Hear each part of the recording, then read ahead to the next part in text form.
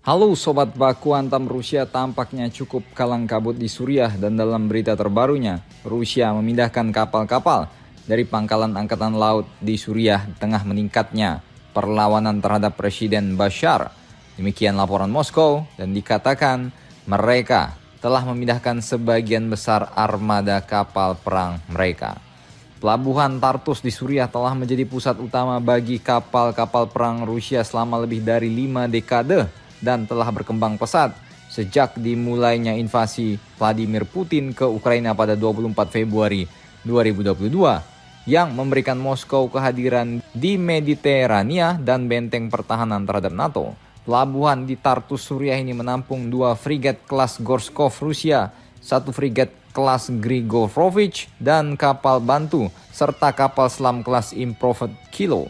Namun analisis sumber terbuka menyebut dari citra satelit 30 November hingga 3 Desember yang dikatakan menunjukkan bahwa Rusia telah memindahkan semua aset kapal perang mereka karena konvensi Montreux yang diberlakukan oleh Ankara mencegah kapal perang Rusia melewati Selat Turki. Moskow kemungkinan akan mengerahkan kembali kapal-kapal tersebut ke pangkalannya di Rusia Barat Laut dan Kaliningrad yang berbatasan dengan Laut Baltik. Relokasi kapal-kapal Rusia dari Suriah dapat menjadi sinyal bahwa Rusia tidak bermaksud untuk mengirim bala bantuan yang signifikan ke Suriah.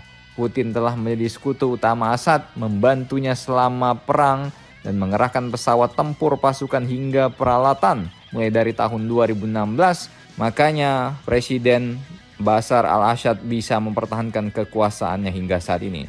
Setelah perang kembali berkecamuk pada minggu lalu ketika kelompok-kelompok berhasil merebut desa-desa di Provinsi Idlib, Putin pun turun tangan lagi untuk membantu melakukan serangan udara dan menargetkan kelompok-kelompok tersebut. Ada kemungkinan perang di Ukraina akan membuat Angkatan Laut Rusia kehilangan seluruh lautan dan banyak pengaruh. Namun sejak era Uni Soviet dan kemudian Rusia memang mempertahankan kehadiran Angkatan Laut mereka di Tartus sejak tahun 1970-an, tetapi sebagian besar ini merupakan kehadiran simbolis. Barulah pada tahun 2017 Rusia menandatangani kontrak selama 49 tahun yang memberinya akses lebih luas ke Tartus ketika Angkatan Laut Rusia memperkuat armada Laut Hitamnya menjelang serangan Februari 2022 ke Ukraina. Kapal-kapal perang yang menyerang Ukraina itu berangkat dari Tartus dan sekarang setelah Turki menutup Selat Bosporus untuk kapal perang asing, maka Tartus menjadi satu-satunya pangkalan Angkatan Laut Rusia